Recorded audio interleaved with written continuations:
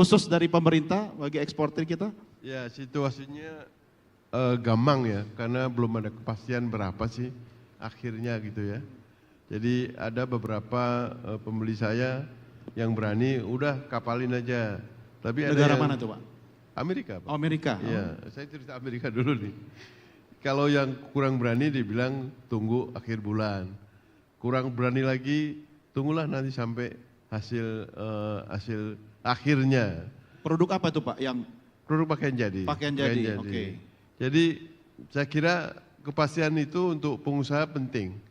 Kalau pengusaha nggak ada kepastian memang langkahnya yang membingungkan gitu ya. Iya. Pada akhirnya memang ini sebagai wake up call kita bahwa di dalam negeri kita itu masih ekosistemnya masih belum bisa memberikan pupuk supaya kita lebih kompetitif ya.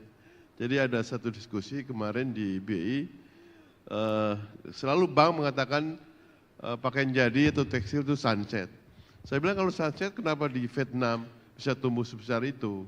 Vietnam itu ekspor tekstilnya 50 billion US dollar untuk tahun 2024. Nah kita masih bertengger di 12, nanti naik 13, turun lagi 12. Nah ini kan berarti ada sesuatu yang salah nih ekosistem di perbankan kita ya, si pembiayaan. Nah saya kira ini juga wake up call untuk mencari pasar baru. Memang saya setuju tadi, Afrika penduduknya cukup besar, 2 miliar orang di sana. Tapi memang ekosistem logistik maupun lembaga keuangannya masih belum sempurna.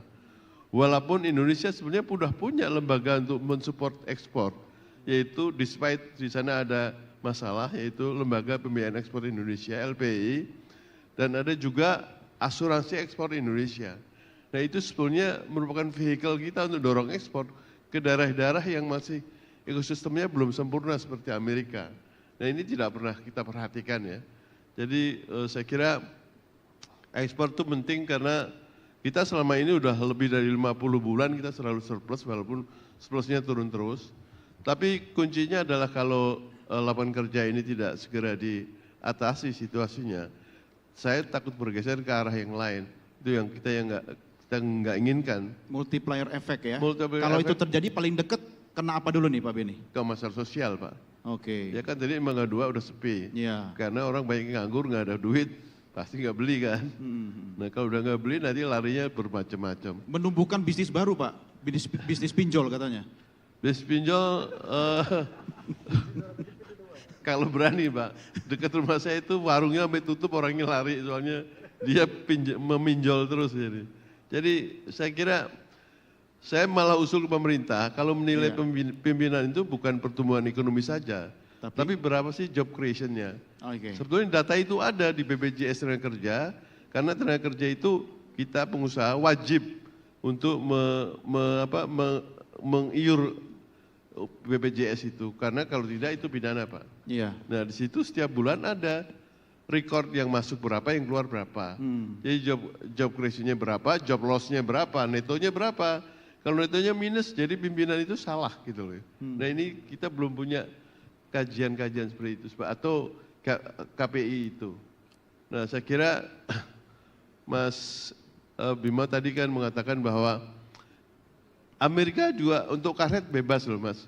Karet sama kayu balok tuh dibebaskan dari tarif. Ya jadi karena dia musuhan sama Kanada, dia nggak mau ambil dari Kanada. Jadi memang ini Trump nggak pakai rumus, nggak pakai dalil, pokoknya gua harus Suka-suka menang gitu dia aja. ya. Suka-suka dia. Ini preman Pak, ini sebetulnya. Kabarnya Pak Beni ada rumor itu waktu menentukan tarif, saya sempat ngobrol sama Pak Ajib itu dia nanya AI Pak. Angka-angka itu keluar ya terserah AI gitu. Ya benar apa tidak ya urusan Presiden Trump lah ya. Oke, ini menarik ya, tapi kalau ada tambahan Pak Beni? Tambahannya gini Pak, ini masalahnya akan menjadikan rusaknya supply chain ya. Oke, mata Supply rantai chain-nya kita rusak. hancur semua nih. Karena termasuk Amerika juga hancur supply chain-nya. Karena Amerika, 70% orang Amerika celana dalamnya dibuat oleh Cina. Berarti kalau dia tutup Cina, dia nggak akan punya celana dalam baru. Iya, iya. Terima kasih.